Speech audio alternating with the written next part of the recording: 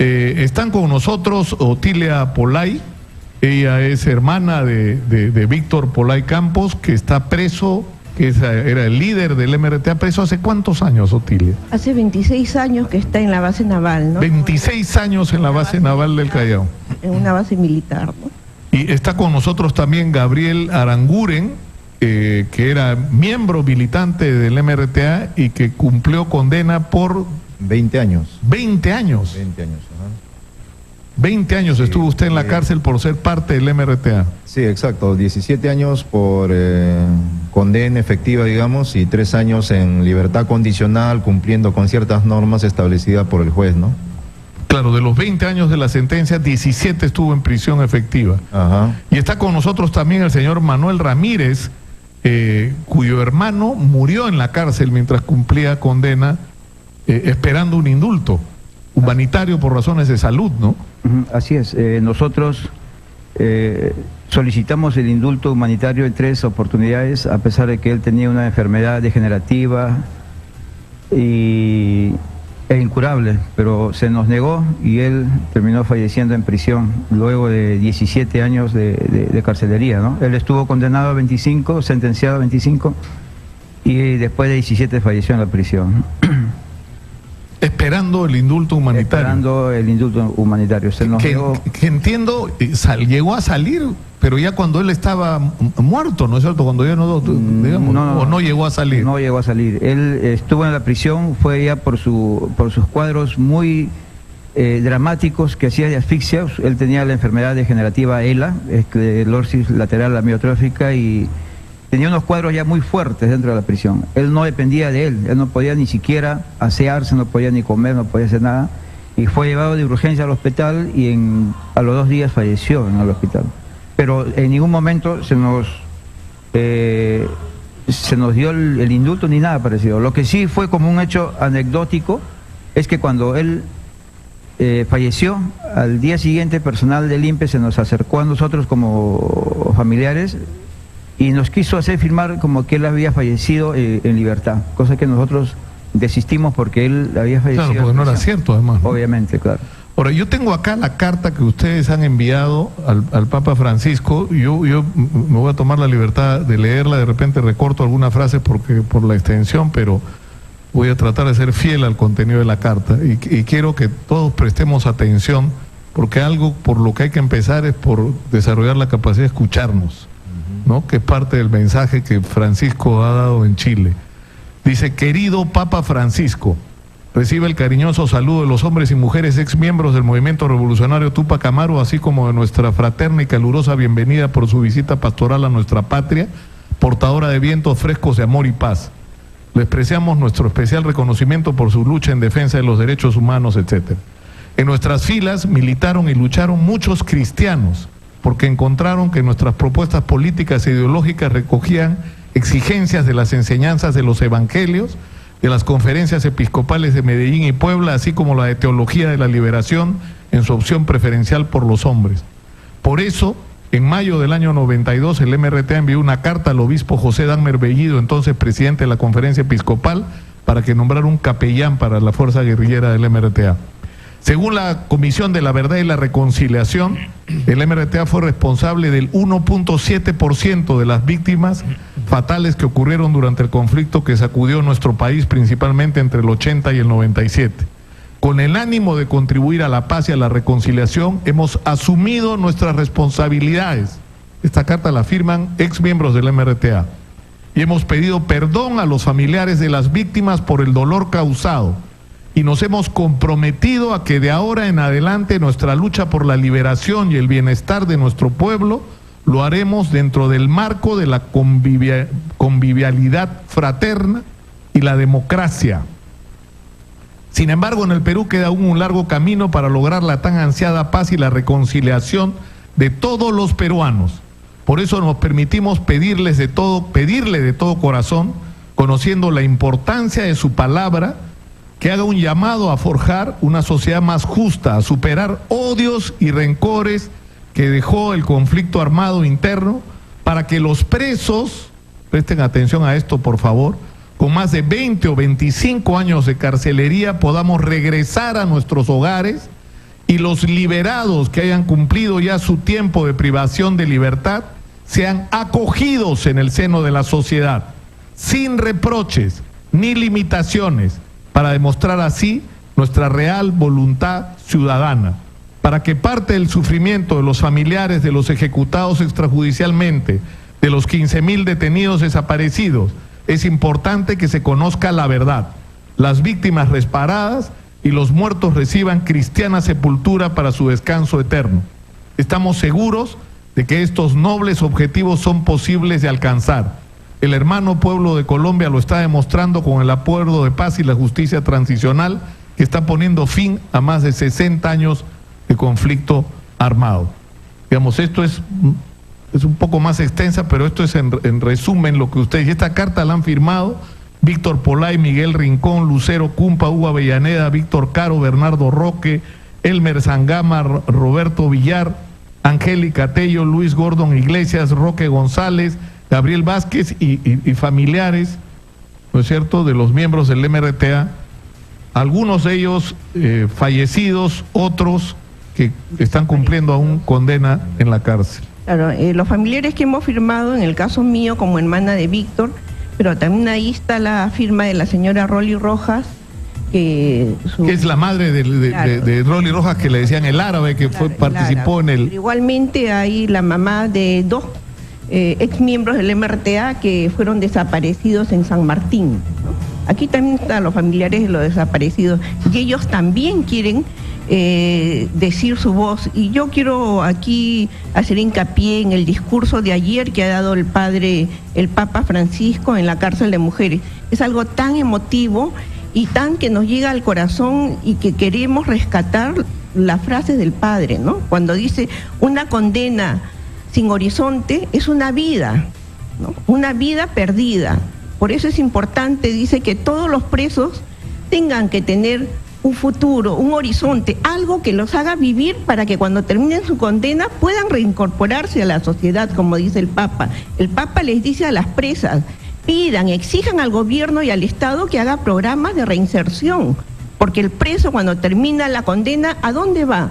Si no es a través de estos programas de reinserción. El tema es el siguiente, que este asunto alrededor del terrorismo, ¿no es cierto?, que ha sido muy exacerbado por el papel en particular que ha tenido Sendero Luminoso y por digamos, yo he tenido acá sentado a Alfredo Crespo y le pregunto siempre por dos cosas, por el perdón y por la renuncia a la lucha armada, y nunca las respuestas son, digamos, convincentes, ¿no es cierto? O sea, nunca vas a escuchar que te digan renunciamos de una manera definitiva a la lucha armada, o que digan sí, perdimos, pero no te dicen no, asumimos la responsabilidad por ¿no es cierto? Pero claro, es distinto.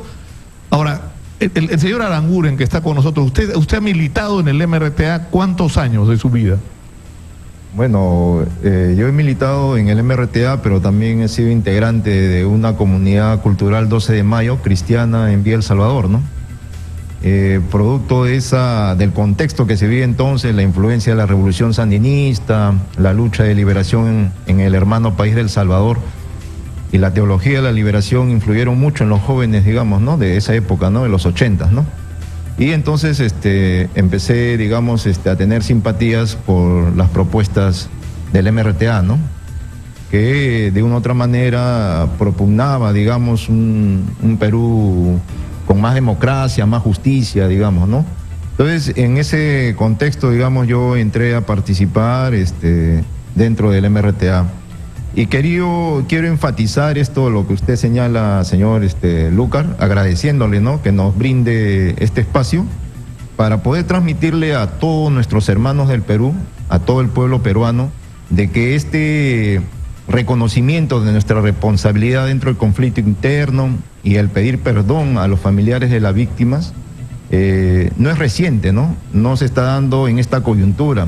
Ya en el año 2003, la Comisión de la Verdad y Reconciliación Nacional entrevistó a nuestro querido compañero Víctor Polay y él incluso se mostró dispuesto a grabar un video en el cual manifestaba precisamente esta idea central, ¿no?, de reconocer las responsabilidades que pudo haber tenido el MRTA dentro del conflicto y pedir perdón a los familiares de las víctimas.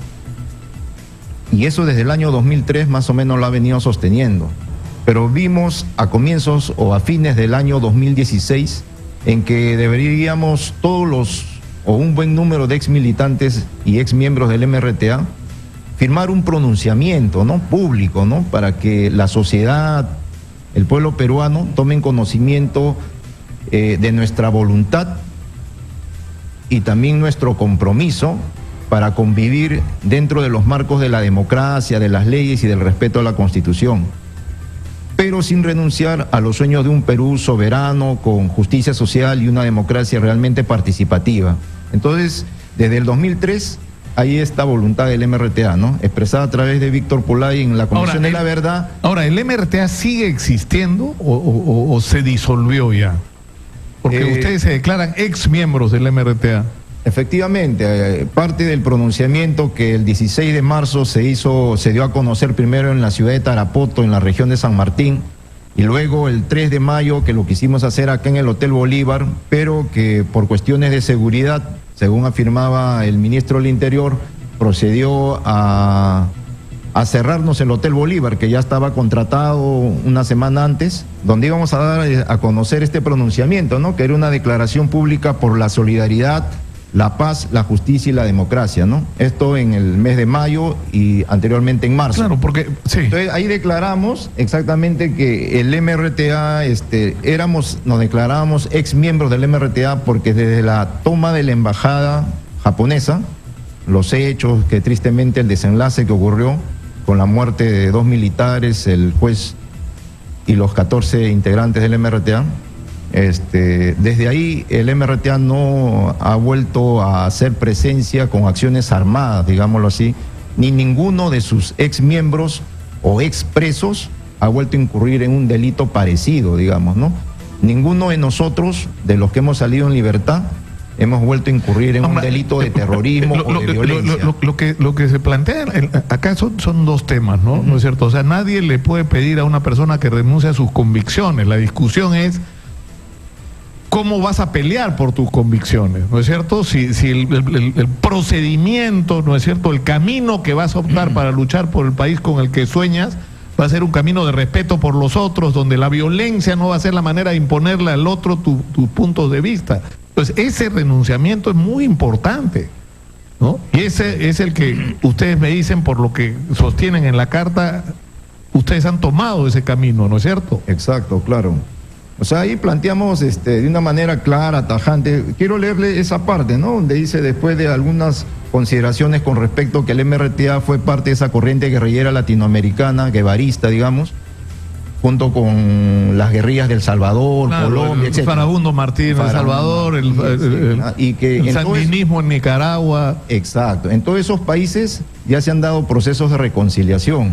De repente son otros contextos diferentes tal vez al Perú, que tiene sus particularidades, pero aún así ahí todos los ex guerrilleros, incluso han llegado a ser hasta presidentes, autoridades políticas, han participado activamente en la vida y desarrollo de sus pueblos. O sea, lo que ustedes están pidiendo es que la sociedad les permita reincorporarse. Exacto. Porque, por ejemplo, ¿cuál es la situación de un preso del MRTA como usted, que ha cumplido 17 años en la cárcel? O sea, laboralmente. Mire, laboralmente, en mi caso particular y el de muchos compañeros, ¿no?, es de que yo era profesor, pero antes de salir, un año antes, durante el gobierno de Alan García, se dio la ley por la cual todos los expresos por caso de terrorismo no podían volver a ejercer ese trabajo del magisterio, volver a hacer un trabajo de docente. Dieron las razones, salió la ley, pero ahí también eso entraba en contradicción con el tema de la reincorporación y aún más la reincorporación del preso a la sociedad, pero aún más también con el derecho constitucional al trabajo, ¿no? Pero ahí quedó el tema, digamos, ¿no? Quedó zanjado, quedó establecido que no podemos. O sea, las oportunidades que nos ha ido brindando la sociedad más bien es con candados, ¿no? Incluso para los presos por caso de terrorismo no hay ningún tipo de beneficio penitenciario. Y eso entra en contradicción también con el principio constitucional que está dentro de las funciones de la jurisdicción, digamos, del Poder Judicial, es que hay un principio por el cual todo preso, todo condenado, como señala, tiene derecho a la reeducación, a la rehabilitación y a la reincorporación a la sociedad. algo que no se está cumpliendo y que, como ha señalado acá la compañera, Claro, señora porque Otilia, lo ha dicho el Papa, ¿no? Un preso sin horizonte, claro. sin sí. horizonte, ¿no? O sea, ¿qué se le está brindando? Puede ser lo que se ha afirmado y se ha quedado establecido como un discurso que los terroristas deberíamos estar muertos todos, ¿no? Ese es El mejor terrorista es el mejor. terrorista muerto, se El decía en un terrorista momento. muerto, como que ese tipo de actitudes, si la llamamos democráticas, serían totalitarias, ¿no? Porque no respetan, digamos, el Ahora, carácter de el vencido, asunto, ¿no? claro, el Porque tema hay es- vencidos, pero hay que saber que esos vencidos son peruanos y tienen deberes y derechos constitucionales.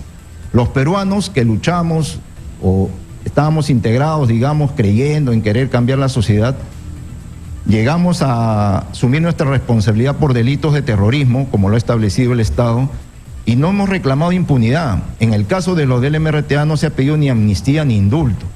Se ha pedido más bien un proceso de reconciliación, es decir, que en ese trajinar, en ese camino, la sociedad misma viera qué oportunidades se le podía brindar a los expresos. Y que nosotros Porque también además teníamos yo una lo serie de pienso, propuestas, ¿no? yo sé que es difícil, o sea, y que hay mucha gente que en este momento está erizada, y es erizada Ujú. por gente que habla mucho ahora sobre el terrorismo, se rasgan la pistola. Yo no me acuerdo de ellos, ¿ah? De muchos hoy congresistas que aparecen dando discursos incendiados contra el terrorismo. Yo no me acuerdo, ¿ah? Yo he sido reportero y conductor de programas de televisión cuando en este país corrían las balas. Y cuando te jugabas la vida, incluso siendo periodista. Ujú. Y yo no me acuerdo de esta gente. No estaban en ese momento. Entonces yo creo que habría que empezar porque hablen, ¿cierto? Porque estuvieron jugándosela, como lo hizo mucha gente en este país. Pero a lo que voy es a lo siguiente. Yo pensaba en este tema, por ejemplo, ¿ya? O sea, ¿qué mejor mensaje para un joven radicalizado que está descontento con la situación de la sociedad peruana? Porque hay razones para estar descontento con lo mal que están las cosas en el Perú. ¿Qué mejor mensaje que alguien que en algún momento dijo la única manera de arreglar esto es a balazos y nos vamos a la lucha armada y vamos, ¿no es cierto? Que alguien que viene de regreso de ahí le diga a esos jóvenes, no, yo ya me equivoqué, yo ya tomé ese camino, ese no es el camino.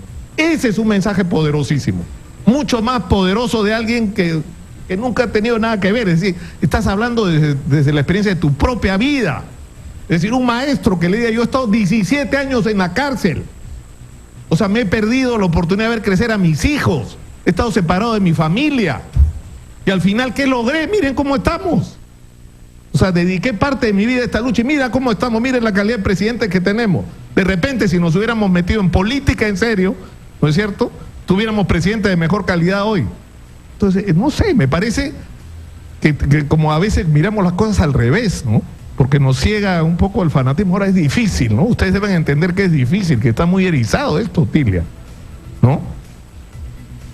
Sí, efectivamente, pero yo creo de que ahora con la venida del Papa trae muchas esperanzas y muchas ilusiones, no solo a los familiares de los presos, ¿no?, sino en general a todos los peruanos. En el caso mío, que tengo a mi hermano preso más de 26 años en la base naval, en una prisión militar, y en condiciones pues que no le desearíamos a ningún preso, ¿no?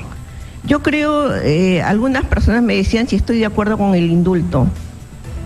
El indulto como principio es bueno, un indulto humanitario.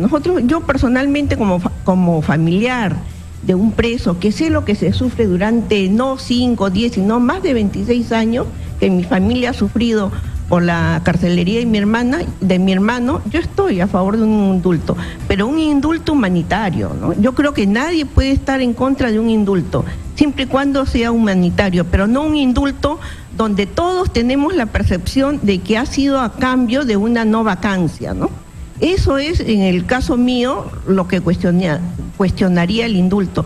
Pero yo creo que con la presencia del Papa se va a tocar este tema de los presos. Y como dijo también el Papa, quien esté libre de pecado que lance la primera piedra, ¿no? Yo creo que en este Perú, si queremos que el Perú progrese, que avance, que haya reconciliación, debe haber también tolerancia, que es algo que entre nosotros los peruanos hemos perdido. No hay tolerancia entre nosotros, no hay fraternidad, no hay humanidad. Y eso es lo que nosotros, los familiares de los presos, de los ex miembros del MRTA, pedimos a la sociedad. Pedimos, como dice Gabriela, a nuestros hermanos peruanos, ¿no? Porque esta guerra interna, esta guerra fratricida ha sido entre peruanos, entre hermanos, ¿no? Entonces yo creo que si hay algo que rescatar de esto, es de que debemos ir a una reconciliación, pero una reconciliación, como dice Víctor, sin impunidad, ¿no? Porque todo, en el caso de mi hermano, él ha asumido su responsabilidad, él está más de 26 años preso, pero en el caso de él, han quitado los beneficios penitenciarios, ¿no? No estamos pidiendo ni indulto ni amnistía, pero en el caso de Víctor yo sí pediría de que se vuelva a restituir los beneficios penitenciarios de todos los presos, y en el caso también de presos por terrorismo, ¿no? Claro, porque se parte, me dice la productora que tenemos que ir terminando, pero yo no quiero dejar de seguir lo siguiente. O sea, y lo digo en el contexto de la visita al Papa y del espíritu de la Iglesia Católica, ¿no? Que es el espíritu del perdón, el espíritu de permitirle a la gente una nueva oportunidad, ¿no es cierto? Pero si nosotros nos referimos a gente que equivocó el camino como gente que ya no tiene oportunidad de regresar, no porque ellos no quieran, sino porque nosotros no se lo permitimos. Ah, tú fuiste terrorista, bueno, te vas a morir terrorista, ¿no es cierto? Porque la sociedad te va a cerrar todas las puertas, y eso es un error.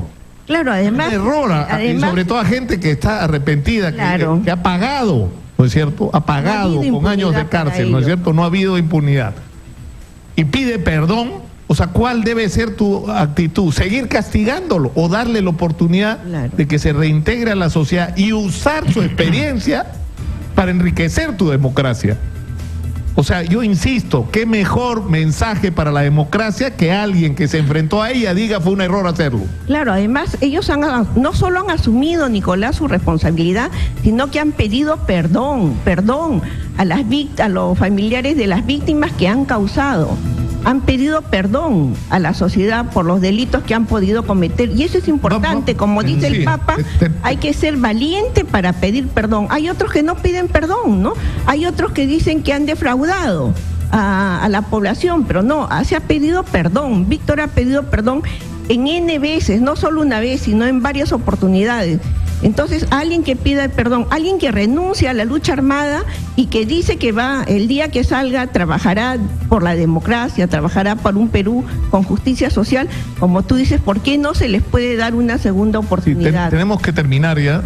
Tú querías decir algo, sí. Sí, decir una cosa, lo que tú señalaste es cierto, ¿no? O sea, nosotros nos estamos comprometiendo, pero siempre con esa visión de un Perú soberano, de un Perú mejor, ¿no? Un Perú con justicia social. Y señalar esto de los términos de los odios se exacerban más, incluso por aquellos sectores que ya no solamente llaman terroristas a los expresos y nos consideran o nos muestran siempre como una amenaza. Son 20 años, ¿no?, que no hay ningún tipo de acción por parte del MRTA, ya no existe, y sin embargo siguen levantando como un cuco, como que manipulan. Y es más, extienden la palabra terrorista hoy en día a aquellos que marchan, ya hace unos años, terroristas antimineros. No quiero señalar el nombre de la persona que lo dijo, porque lo dijo públicamente y no viene al caso, pero sí el hecho, la actitud de querer llamar incluso terroristas antimineros a aquellos que marchaban defendiendo sus tierras, su agua, etcétera, ¿no? Entonces, si seguimos extendiendo y no comprendemos de que precisamente pareciera que este hecho de la violencia política, del 1980 al 2000, ha quedado cerrado y que ya fueron derrotados los terroristas, con ellos no se tiene que hablar nada. Efectivamente, de repente con nosotros no tienen que hablar nada, pero hay una serie de leyes que ellos mismos han consagrado, incluso en la Constitución fujimorista del año 93, donde se habla de todos estos principios de rehabilitación, reincorporación, etcétera, ¿no? Y que además como peruanos nosotros tenemos derechos y seguimos participando en la vida política, pero lo hacemos a través de distintos movimientos sociales, políticos, bregando siempre y cada día por un Perú mejor, donde haya justicia, no hay impunidad, y ojalá no veamos más presidentes en la cárcel, no tanto porque nos vamos a alegrar, sino porque son un mal ejemplo para la sociedad. Y para los jóvenes que de repente están sin empleo, seguramente mirarán como ejemplo, ¿no? Entonces, hay muchas cosas que hablar en nuestra sociedad, ¿no? Yo sé que poner este tema, yo les agradezco mucho por estar con nosotros. Yo sé que este tema a alguna gente le resulta espinoso, indignante. Es un tema, y tenemos que ser una sociedad civilizada y una sociedad que se base en los principios cristianos. Y uno de esos principios, es decir, yo daba un ejemplo hace algún tiempo sobre esto del puño y la mano abierta. Eso es la democracia. O sea, tenemos que ser un puño cerrado contra aquellos que quieren destruir un sistema de mutuo respeto, donde se deciden las cosas por mayoría, donde se respetan los derechos de las minorías, donde hay tolerancia, pluripartidismo, libertad de expresión. Es decir, donde hay un clima de libertad. Hay que defender eso con el puño cerrado contra los que quieren llevarnos a Corea del Norte, ¿no? Como la gente de Abimael Guzmán, porque eso es con lo que sueñan, con la cara de Abimael Guzmán pegada a todos los las paredes y los chicos marchando como robots, ¿no? Pero hay que tener la mano extendida, que es lo que mucha gente no entiende, para los que erraron el camino y regresan, porque son parte, porque son hermanos nuestros y porque tienen el derecho a haberse equivocado, a arrepentirse y a rectificar. Y ese es el otro lado de la democracia, la mano extendida para el hermano que se equivocó el camino y está de vuelta. Eso es muy difícil de entender para mucha gente intolerante que, yo insisto, no estuvo pues cuando las papas quemaban. Yo por lo menos no me acuerdo. Vamos a la pausa, regresamos con más.